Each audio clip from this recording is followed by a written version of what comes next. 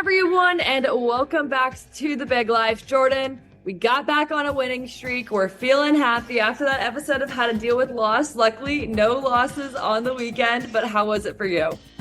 It was good. It was good.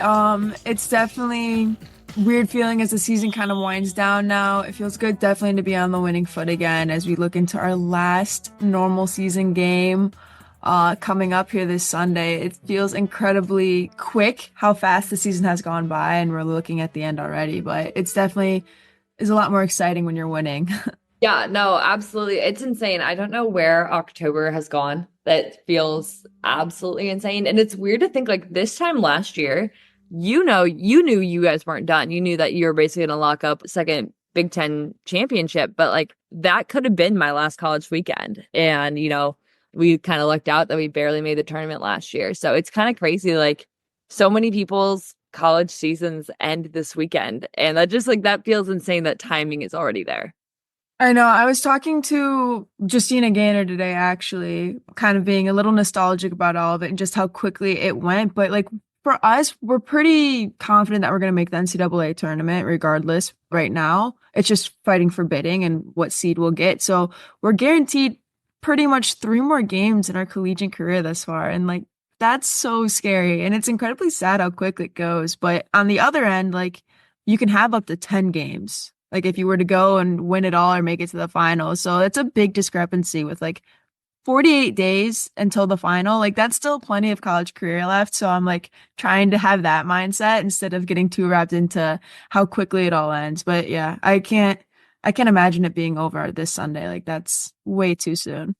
No, honestly, it feels crazy. But speaking of, the Big Ten tournament is set. So looking forward, even though everyone plays one more game, it is official. We kind of said it last week that it looked like it was going to be locked up, and the top 10 teams, no matter what happens in results, have been set. So we know that 10 teams will continue their journey through playing in Minnesota, and then the semifinals and finals now being played in St. Louis at the MLS Stadium. I'm a little sad I'll be in Sweden and not there. I don't know why that happened, this year instead of last year. Winning a Big Ten tournament on my home turf would have felt really great. But, it's fine. It's fine. But we know the 10 teams that will be in the marker. In Jordyn, looking at these field of 10, take out Michigan State. What excites you about it? Yeah, I think it's super exciting just the way the tournament's set up this year with not only the 10 teams making it, but also six teams getting a bye week. So everyone's playing on Halloween. Normally we've always played on Halloween. Now we finally don't have to this year because we have guaranteed ourselves a bye week. And now you're fighting for anywhere we can place between fourth and sixth, depending on how this next game goes here if we beat Purdue.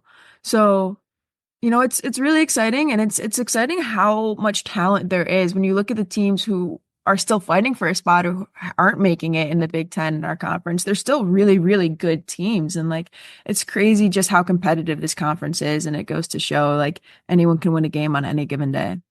Absolutely. So as Jordan said, six teams get through that first round game, and they will be just playing the one game in Minnesota to hopefully punch their ticket to St. Louis for the semifinals and the finals. And four teams have locked up that bye. UCLA, USC, Iowa, and Michigan State have guaranteed themselves that bye.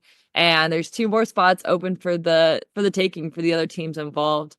On top of that, Jordyn kind of mentioned Michigan State's feeling pretty good about their chances at an NCAA tournament. And I would think looking at a field this year, looking at everything, my prediction is that the 10 teams that are making it to the Big Ten tournament are also going to make it to the NCAA tournament. But I don't think anyone that's outside of the tournament will make it this year like Michigan did last year. So I think that really a lot of those teams probably should feel good about their NCAA opportunities. And I think it's exciting too. And you kind of feel confident that no matter what happens, that the Big Ten tournament isn't the end for you. It's kind of now a matter of pride, and it's a matter of, can you fight for that home game? Can you fight for that seed? And so it's very interesting, the different stakes that I feel like will come into the tournament this year.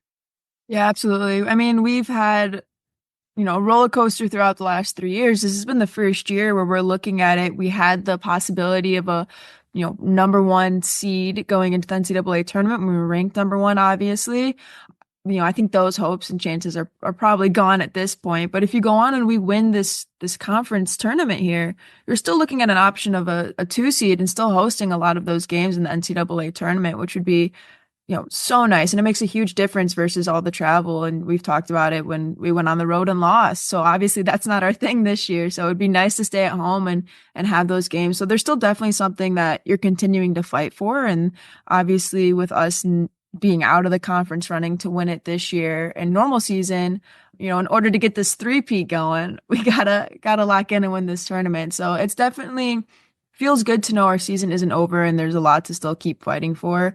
And we don't have anything to lose at this point, but we still have everything to gain. So it's a nice spot to be back in those realms. But the craziest thing, as we mentioned, is like the teams that aren't making this Big Ten tournament aren't going to make the NCAA tournament with their week being over. One of our more talked about teams, Nebraska, not making the Big Ten tournament, most likely not making the NCAA tournament after this either. Like they had quite the season last year, didn't they turn around and kind of fall off like this? What are your thoughts?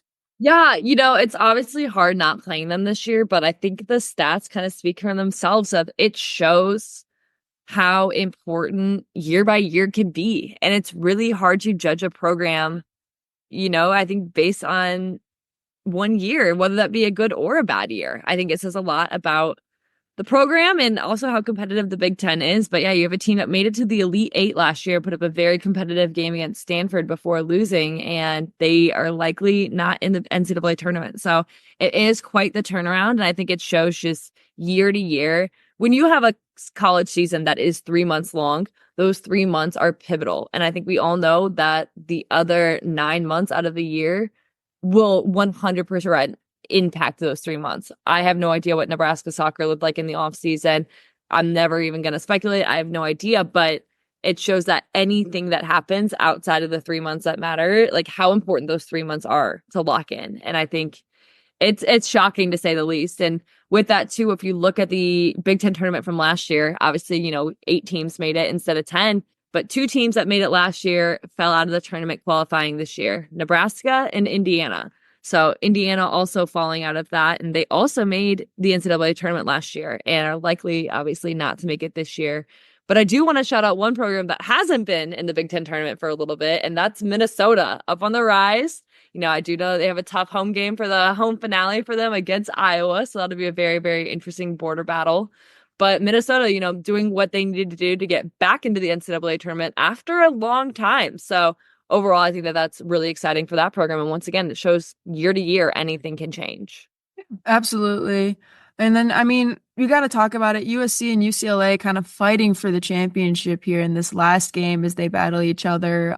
USC with 28 points, UCLA with 26. So whoever wins that game will come out kind of victorious with that. And 2 new teams that we added to the conference. It just goes to show with the realignment how much more competitive I think Big Ten soccer got. And it's really exciting to see and have these new teams make such a difference and an impact. And one of them will be crowned champion this Sunday.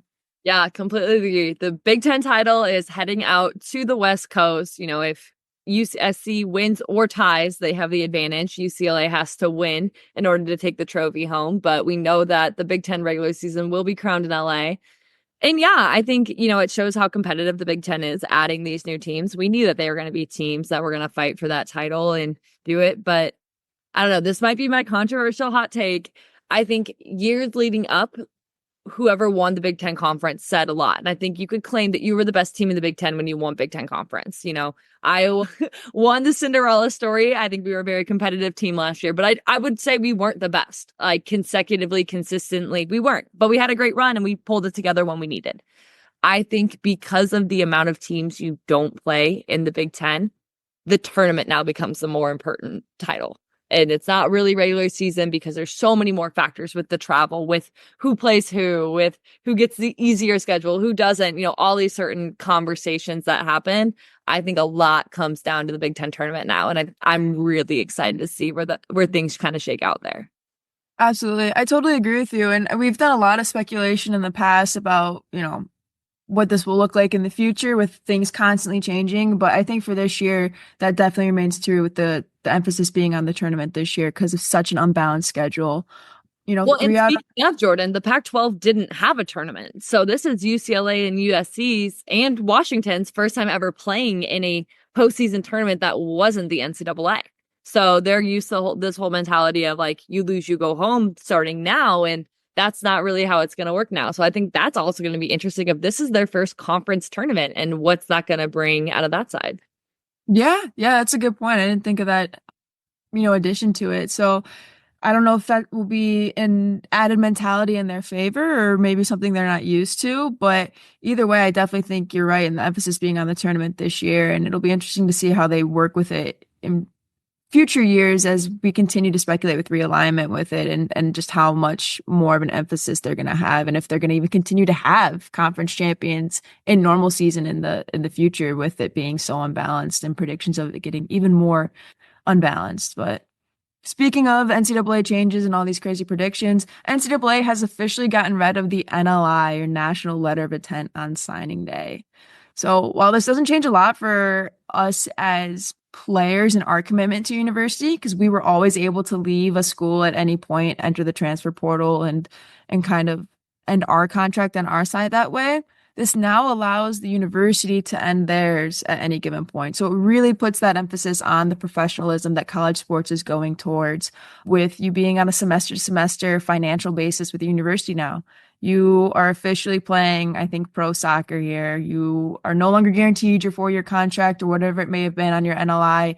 You are now just signing a financial agreement with the university. And semester to semester, your coaching staff can decide whether or not you are still fit for their program and kind of, you know, and end your contract. They can decide to let you go and let you loose, which I definitely think is sad to see. And some of the implications I didn't really think about until, these articles started coming out and you talk to some of these girls about what this NLI getting rid of it means. Cause I always thought it was going to be relatively the same, but the emphasis on just how professional it is. And I think you lose kind of the sanctity that was amateur and college sports with this. You are fighting for your life every semester now. And it definitely is a professional realm.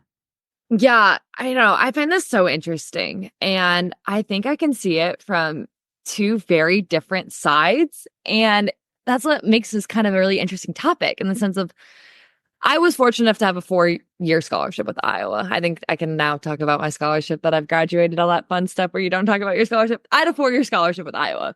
So I knew when I signed that that was what I was going to be guaranteed over 4 years. And unless I breached the code of athletic conduct, my coach really couldn't get rid of me. Sorry, Dave. Probably know you wanted to at times. No, I'm kidding. But in reality, like I had that safety net. And I know plenty of other people that have been beyond thankful for that safety net. And so I think as a player, you hit the nail on the head. This does professionalize it. This does mean you're fighting for your life. This does mean you do have to consistently prove yourself. I think the scariest thing about it is the fluctuation of scholarship, meaning, when it's a semester to semester basis, it's like not all or nothing in the sense of, oh, all of a sudden you're going to go from 75% to you only earned 25%. That could be a reality. And if that's the case, financially affording college, we know is all hard. So I think that there is an added level of pressure and stress to the players, 100%. The other side of it, I am probably well aware, I'm sure, Jordyn, you've heard stories too. There was ways to get around this. Like Jordyn and you and I probably both can think of universities that had backdoor ways of dealing and doing their own things of getting rid of players. I will say not Iowa, but I know of so many. Like it's not even one school. It's not one thing. And so I think that in a lot of ways, it's more fair to be blunt with players and have players know the reality instead of all of a sudden hitting them with something that maybe they didn't expect or they didn't even know could happen. I also think in college, we expect coaches to be professionals in the sense of they win and that's their job. That's their requirement to do. They have to continue providing good athletics for the university at the end of the day. So we're expecting coaches to recruit girls when they're 16 and then commit to 4 years, so it's 6 years typically after they're recruited. So, and commit to that and that they're going to be the perfect player for the program. And I think that is a hard ask for a coach that you're grasping at straws. You're seeing things when you're recruiting that you think will be great, but you don't know what's going to happen. You don't know injuries. You don't know life experiences. You don't know, players don't know who they are when they're 16.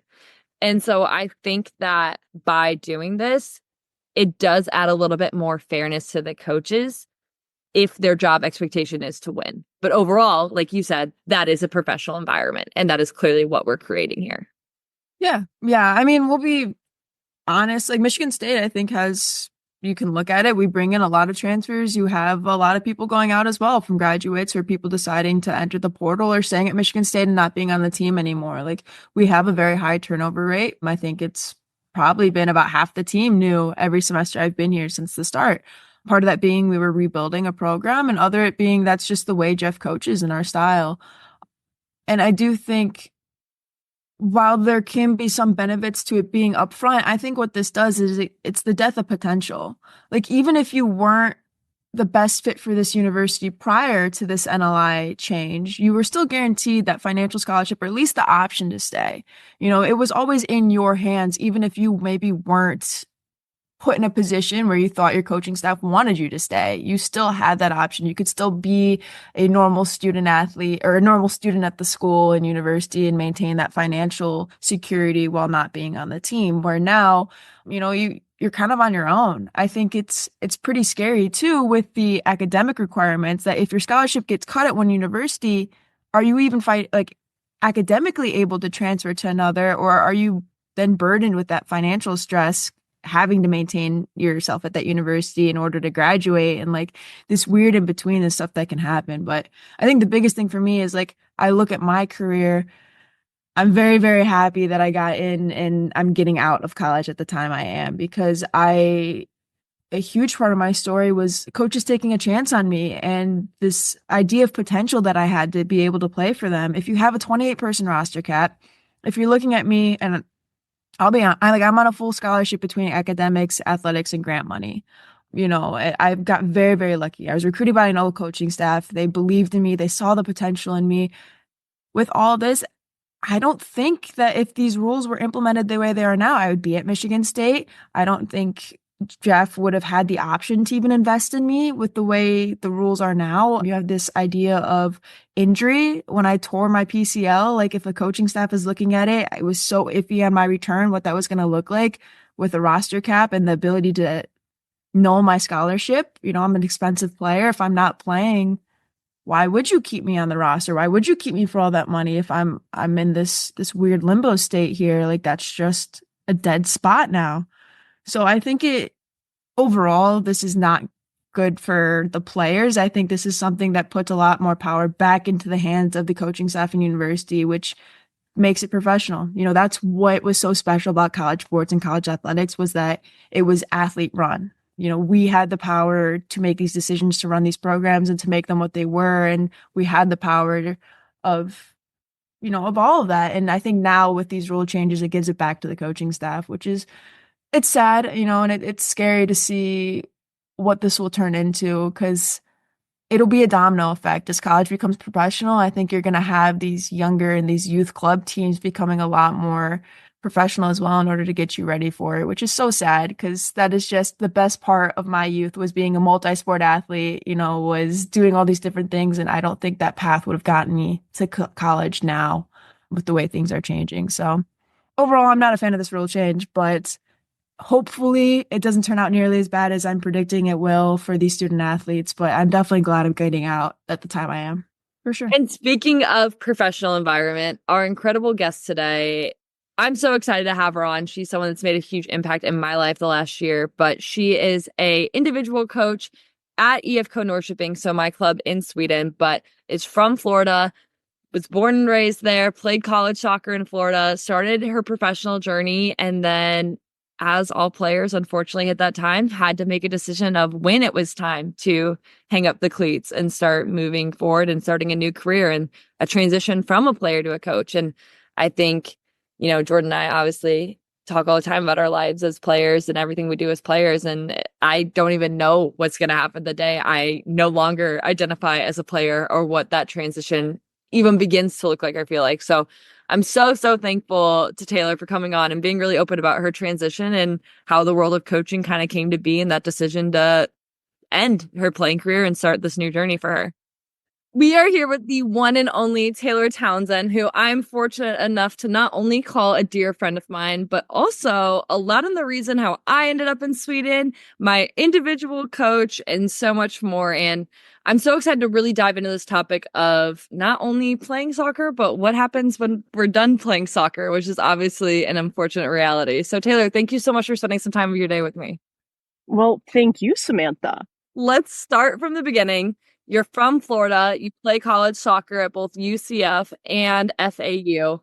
How did you Yep. end up starting your playing career in Sweden? Yeah. Well, so after I was done with my collegiate career, I actually went to Peru for 4 months and played at the Copa Libertadores tournament there in Uruguay. And I ended up getting a little bit injured. So I took that year off in 2017. And I actually was talking to my agent that if I now we're like talking about it's like mid-December, and I was actually making money for the first time in my life with substitute teaching and coaching on the side. So I was like, okay, if I don't get a team in 2 weeks, I'm going to hang it up. I'm done. And it must have been like a few days later, they're like, hey, a team in Sweden wants you. They want you here. They want you there January. Being not so educated in how the North works, since I'm from Florida, it was incredibly cold. So I got to learn the hard way about snow and playing in the snow off of that. So yeah, my agent got me over here and he did an amazing job. So I'm very thankful for Michael for that. Yeah, that's incredible. And so when you're playing in college, you said you went from Peru, Sweden. Did you always want to continue your playing career? I feel like for collegiate players, sometimes it's that question. So was it for you that made you want to continue playing after college? Yeah, I always wanted to play. And I always said this even when I was young, I want to play until my body won't let me anymore. And I did that. Check. But that's not the smartest idea to do that. Don't be like me. But yeah, so I always wanted to play. College was good for me. It wasn't the best playing style for me. But when I actually came over to Europe, that's where I actually got to have the full experience as a player. That's where I really grew as a player coming over to Europe. It fit my style of play better. Let's talk about that a little bit. As someone who's played and now coached in Europe, what would you say you see the biggest differences as someone that maybe you said it didn't align with you in college and you kind of discovered and figured out more about that when you went pro?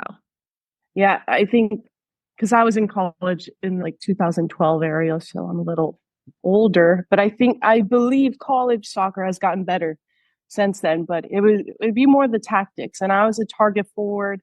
And back in college, they wanted those athletic, quick nines to go in the deep. Not my style. I'm one to build up the attack with, find connecting passes, getting a ball to the crossing area, and finishing in the box. So that's what I would say. It'd be the tactics and the playing style. That was a big difference. And I enjoyed it. And that actually, I believe, prolonged my career even longer, transferring to a new area of football. Yeah, that makes sense. So let's talk about that last year as a pro. Obviously, you know a little bit of your story. That year has a lot of ups and downs for you. And you kind of highlighted it earlier. You're going to play until your body gives out. What was that last year where it kind of was like, this might be my body giving out? Can we talk about that for a little bit? Yeah. So it was going into my first year at IFK Norrköping. I struggled the year prior. There was a lot of stuff going on at home. My body was under a lot of stress. So the biggest way you're going to get injured is stressed. And I decided, let's bring it all on. Let's be stressed out. Let's be freaked out about your life and everything. And ultimately, I did have one more chance to play. And I held on to these stressors, which caused my body to do things that shouldn't have happened. Like my hamstring was torn off from the bone. So I have a nice, disgusting, ew. And so, but it was actually good because I spent 3 months. I knew the coach. He liked me, but he wasn't expecting me to be good for him. So I know I had like these low standards. So I'm like, anything I'll do will just be good. So that was a nice mentality to learn as a player. And unfortunately I learned it late. And that's why I tried to tell players that I have now, like, don't worry about that stuff. Just play football, play the way you want to play. So I did really well, scored a lot of goals the first 4 months that I was able to play. And then I just went in for a run and just tore my hamstring off the bone and was out for 7 months. But with like, I'm so incredibly grateful that I was able to play in the last 2 games. So I was able to jump in. To be honest, I wasn't thinking my career was going to be over there, but the team promoted. So I was faced with a decision to either try to play in a higher division with not having a year under me previous year, or to actually make more money than a player would, and to actually start a living, and it's even better to start your coaching career younger. So I actually really had to grow up, and I had 24 hours to decide if I wanted to end my career. And in Taylor fashion, I just ran with it. I don't like to think too much, but I do think too much. So it was weird. Let's talk about that 24 hours. Like I said, I'm enough to know this story. Toronto comes up to you and says, I have to hire a new assistant coach and I want it to be you.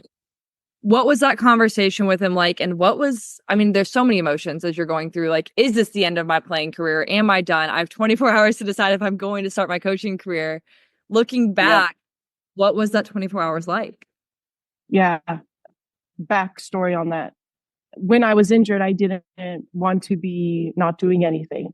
And I told Jordyn, and this is amazing of what he was able to do. He was able to let me coach during that time. So I wasn't stuck in a depression. I was focusing on my teammates. I was focusing on my team. Like, it was good for me. And I love coaching. So, and I knew that's what I wanted to do after. So, but in that moment, complete rage, anger, fear, the worst emotions you can, that was in that moment. It was very smart of him. He had the psychologist in the next room. So he knew I wouldn't take it amazing, but he also knew that I could handle that type of crossroads and something that I should see. And to this day, like, in that moment, I wasn't appreciative of that scenario, but here, like, literally a week after, I'm incredibly grateful for what he presented me with, and I'm grateful to this day. But every single emotion you can imagine, I didn't, of course, you go through the question of like, oh, what are people going to think of me now? Oh my God, what's my identity? How am I going to cope with everyday life? Because football was my coping skill. I was incredibly confused. So it was a lot. Yeah. I don't know which one you want to dive in more on. The cool thing is, like, and it's cool looking back, obviously it's overwhelming and so much in that moment, is at one moment you're starting a new life in a lot of regards of no longer being a player, starting this coaching journey, starting this next chapter. Another point, you're hanging up your cleats, and something that you committed 20 years of your life to, and playing football, like you said, so entwined in your identity, is over. Yeah.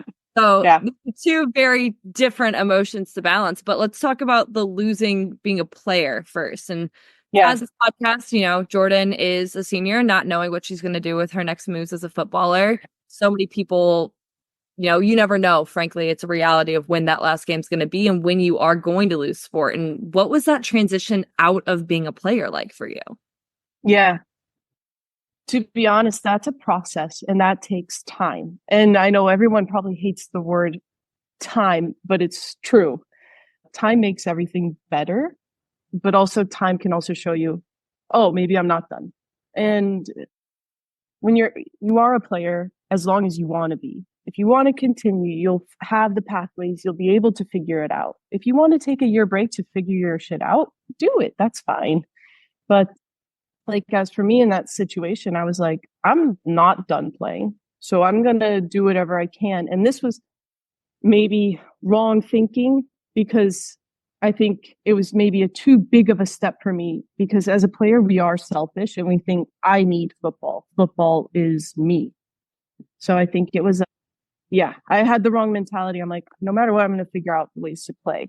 So I was actually trying to work my schedule, be like, okay, I can train with Dom this day, the women's team. I can go play for this other division team this day, when the truth is I need to do my work and figure that out. But I had to learn the hard way. I decided to play Division 2 soccer in the year, and then I absolutely blew out my whole knee. So now I only have one ACL, and I actually decided not to get any surgery. So I cannot play football anymore. That's how psychotic players are. So we really wore that body until we said we wouldn't. Yeah. And now we're a full-time coach. You kind of hinted at it earlier, Yeah. but you always know coaching was going to be the next step in your soccer journey, or at what point did you know that when you were done playing, it was going to be coaching? I always knew that. And when I was even in college, I was coaching club teams. I was coaching individual training. Like, that's all. Like, I always wanted to do what I love. I have a love and a passion for football. And I want to, of course, help people and make sure people know that their dream is alive and that everyone has a different path. And there's nothing to really stress about that. Just enjoy it. Enjoy when you have football, because unfortunately it does end. I always knew that I wanted to be a football coach. Just keep pouring in the passion and love to other people. Amazing. So you're young. In 24 hours, you go from being a player. Oh, no, okay. We're talking about the back. Damn it. From being a player to being a coach. Yeah. And now all of a sudden you're an assistant coach of a all Swedish team in their first division.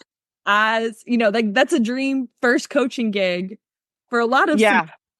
Talk about all of a sudden taking that on. Yeah, to be honest, I wasn't ready for that. In that moment, I'm thinking, okay, I have to do this to be able to live in Sweden. Sweden is my new home. I need to do this to help my future career. So it was a lot to take on. I didn't understand how much it was of a jump. And that was because I've been in the vision of a player for all my life. So if anyone wants to be a coach and they have a present of hey, do you want to be the assistant coach in an elite team? Make sure you actually know what you're getting into before you get into it. But, you live and you learn, and I had fun. And there was a lot of ups and downs. You mean as a player, coaches don't just show up to practice and then when their practice is done, you're done for the day? That's not your only... You may think that, but it takes hours of planning. Hours, days, weeks, months, years of planning. So I think the biggest struggle for me, and this is going to sound so stupid, but I'm going to say it, was adapting from a Mac to a PC, because they give you a work computer and I had no idea how to work that. And it was in Swedish. So I was handwriting everything. Like, what the heck? Oh, that is amazing. Well, you said in your first year, there is struggles of a high and low, and you had a very unique situation where you are now an assistant coach of a team that you had been on. So you went from player to coach of people you were teammates with. And I'm sure there's a lot of highs and lows within that, but how is it navigating that first year of what is your role? You go from a player to a coach, all of a sudden so much changes. How were you able to kind of navigate that transition? Yeah, no idea. I just went. And to be honest, going back to the time thing, it takes time to figure out what you're going to do. It takes time to figure out what's actually the best role for myself. So I think it was actually incredibly difficult to go from being a teammate to a coach, and a coach that's the assistant coach. One clear boundary Torani and I made was I will have no say in the starting 11, but broad spectrum of things, assistant coach should have a say. But I made sure I didn't want that, because those were my friends. Those were my old teammates. So it was just it was too much of a line that I didn't want to cross. So, but my new role now is fantastic. Absolutely. And it just takes time. So Yeah. it is kind of naive for a player, but we look and I'm like, oh yeah, like my coach spends time doing scout and they run training and they do this, but there obviously is so much more to being a coach. There's actual football and there's managerial tasks, there's personal relationships, there's so much to balance. And I feel like a lot of players feel like they can transition to coaching. Like I've played football for 20 years. I know the game. What are some of the things that you didn't expect from going to a player or coach that was like a learning process at the time? Okay, there's one thing my brain can't fathom, and this is literally all coaches do. It's scheduling things, like making a schedule. Like I can schedule trainings, I can do that, but it's like the full year knowing, okay, this game should be here. Okay, this type of training should be here. Oh, let's add in that meeting to this day. This is a good time to have gym, like seeing a full plan. And that's honestly, I learned a lot in my last year. I learned so much. And the biggest thing, like when you are running a team, and you need to know your strengths and weaknesses. So from now on, I will definitely be making sure I have a assistant coach of my own or help outside to help me with scheduling, because that's not my strong suit. You're going to have positives and negatives, and it's okay. Just own them. Don't fake it. Yeah, that makes total sense. And so you've kind of alluded, since being the assistant coach, the roles have kind of shifted. You're the individual coach of the top team in the club, and you are the head coach of our highest academy program. What were some of the shifts in being an assistant to now you're in charge and you're the head coach? Yeah. What's the difference in responsibilities? I feel like players, we see it, but what really is tangibly the difference there? Well, to be honest, it's actually a lot easier to be the head coach. One, you need to make sure you have good leadership, make sure your players are feeling happy and healthy. And I say this again, and I'll say it till the day I die.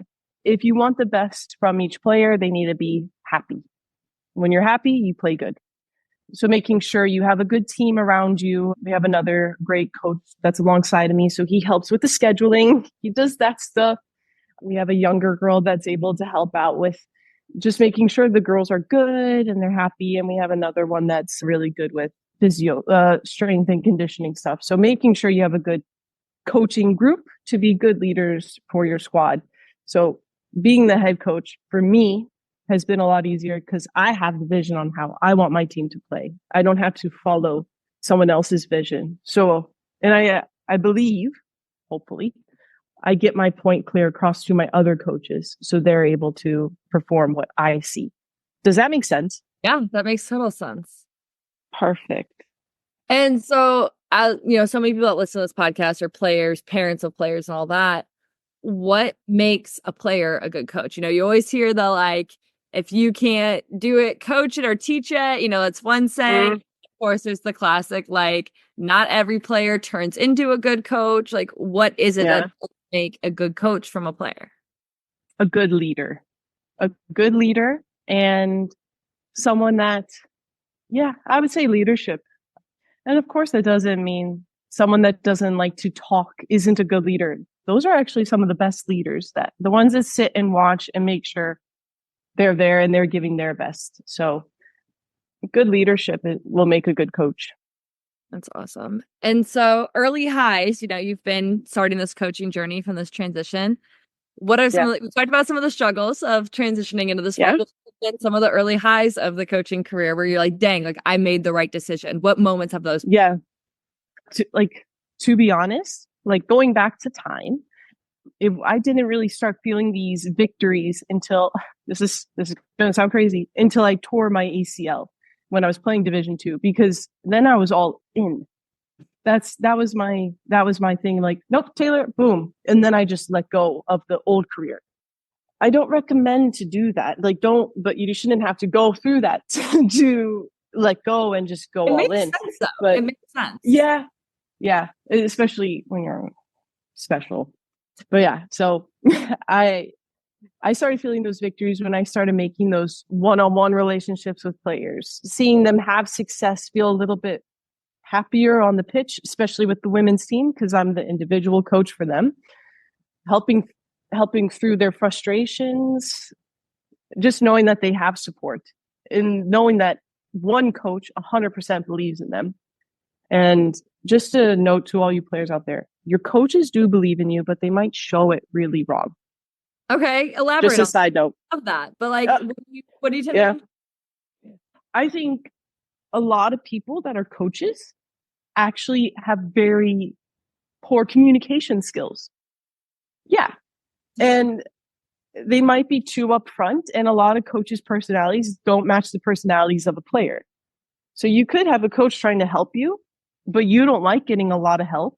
But they're like, oh my gosh, how can we help her? But the truth is, you don't want any help. So they need to step down and let you be. And it could switch around. So that's why it's good to have a diverse coaching table. Like, so you have different types of coaches that can help each player. But yeah, if your coach doesn't like you, you're at the wrong place. But if they bring you to their team, they like you. Yeah. And don't read the small things. Good Lord. So your role as an individual trainer, an individual coach, yeah. I think it's something very unique that our club offers, that, you know, I can go on my Monday morning and just spend one-on-one time with you and work on something specific. For you as a coach, how is it, you know, like players obviously can grow in so many different ways. You know, I could work on 18 different facets of my game right now. How do you help pick the one? Like, how do you see what I need to work on, and how do you kind of envision to bring out the best in me? What's your kind of mathematical logic brain that goes behind all that? My biggest thing, I do think the foundation of technical ability is off of the first touch. So every one of my players, I go through first touch. And it's a touch that's not underneath you. It's a touch where you're able to move with the ball and adjust behind it. And then we work from there. First touch is the foundation of everything. Unfortunately, but of course, like people say, I struggle with speed. I'm not the quickest player. Well, how's your first touch? Is your first touch slowing you down? Is your first touch on the side? Like, let's disguise your lack of speed, which a lot of players are actually decently fast. How can we make it where you look faster in the action with the ball? Yeah. You get it? Absolutely. Yeah. Good. I taught you well. You've done it well. I've had plenty of first touch meetings with Taylor. Yep. First touch for the cross. First touch for even like doing a cut back to get out of pressure. Those types of things. It's first touch is everything. And it also is based off how your foot is contacting the ball. It's how your body's moving behind the first touch. It's a lot. But now I've gotten good at it where you can hear a good first touch. Yeah. So now it's better. I don't have to do video on someone doing a first touch. You can see it. The one thing super unique about you, and throughout my entire playing career, it's something that I'm blessed to have, is that you build individual relationships with your players. You are, I've gone into this story on the podcast. You are half the reason I am in Sweden. But also just like seeing your dynamic, I'm fortunate enough to see it every day with our team, with the U17s, with people in the office. Why is building that relationship important for a coach?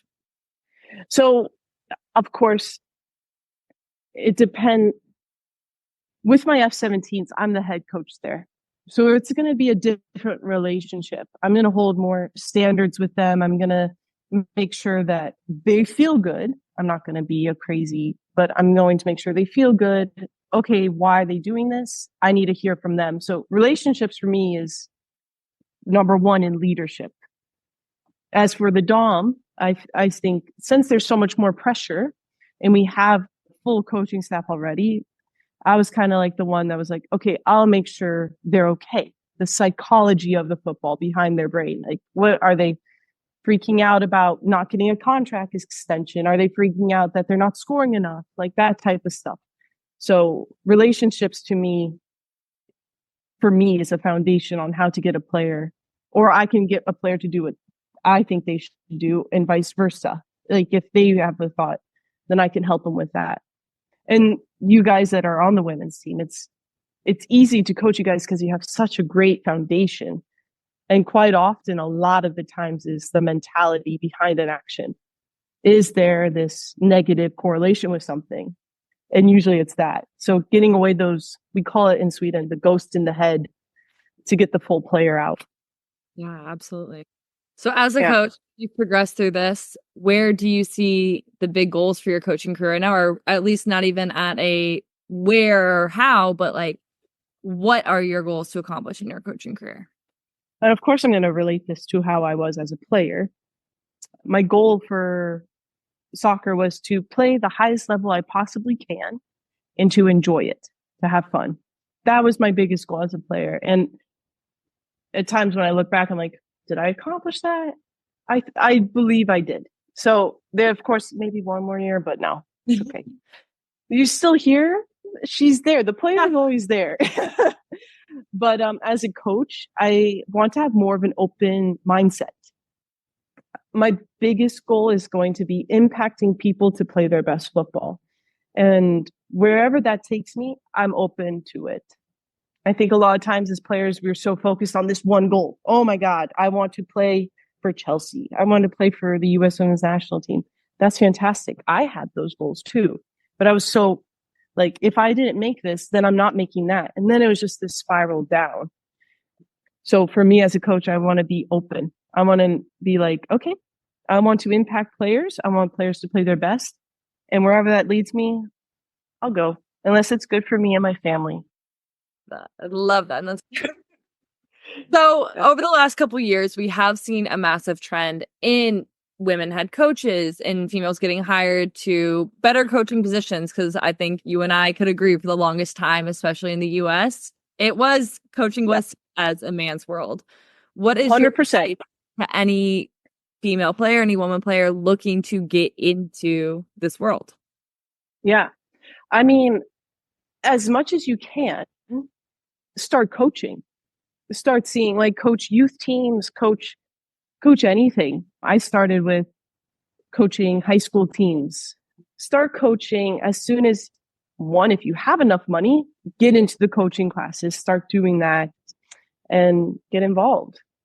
Don't be afraid to ask, if you're out of college, don't be afraid to ask a local club, hey, can I help out on Tuesdays? Because that's my off day, and see what happens, and just kind of go from there.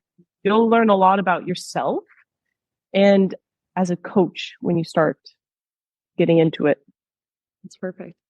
And I think my last question is, a lot of players see that their college career ended, or, you know, something happened and I'm done playing and that's the end of my soccer journey. And I think one of the coolest things about you is you've expanded your soccer journey well beyond your playing years in so many different. What is your thoughts, or what would you say to those girls that are like, I'm a player, so football is done for me? What is your kind of reaction to that? Honestly, well, you got to listen to your heart. And I know that everyone says that, all of the parents say, listen to your heart. Listen to your heart. If you know you want to keep playing, like I said before, there is 100% options to play. And say I'm Taylor back in Florida, and then Peru calls me. Peru, if I want to keep playing, I go to Peru. So you go. Don't be afraid to leave home. Actually, leaving the States or wherever anyone is, it's actually quite an experience, and you learn so much about yourself. Football is more than just football. Soccer, my bad. It's so much more than that. It's you're growing as a person, and a lot of the times leaving is a great way to learn, and you develop all around. So never say never. If you want to play, you go play. If you don't want to play, start working, be a substitute teacher, do something, and then say, oh my gosh, I miss it, I want to keep playing. Then go back and play. Just stay in shape. Just be ready. You know, don't blow off your hamstring or do anything. Don't do anything extra like Taylor. Taylor was silly. But I think the biggest thing is for people to stay open-minded. One of my favorite quotes of all time, and it's from a song back in like the 90s, is every new beginning comes from some other beginning's end. Okay, closing time. It's closing time. But it's true. Like, okay, one chapter ends, another one will start. You make your chapter. You don't have to overthink the unknown, because it is unknown. Just just go. Just try it out. But yeah, your career's never over until you say it's over. And when it is over, it's okay. No, Taylor, that was incredible. And that's exactly why I knew that you would be an amazing guest to have on this podcast, is just through the journey. Thank you for spending a little bit of your time with us. I know that our listeners everywhere, we have girls from high school to college, parents that are trying to give their kids advice. So hearing from you on this perspective, I'm sure will be absolutely amazing. Of course. And it was so much fun to be here. So thank you so much. Thank you so much to Taylor for coming on and having that amazing conversation. I know, like I said, I can't even imagine transitioning out of not being a player. And frankly, I'm sure it's something I need to get real with because it can happen at any time. So knowing that there's other options, knowing that there's a life of soccer beyond being a player and being comfortable taking that leap of faith like her, I think is really, really cool. So big Big Ten games this weekend. As we know, UCLA and USC are fighting for the title and a lot of other games to line up what the Big Ten tournament will look like. As always, guys, stay tuned, stay connected to Girls Soccer Network, and soccer on.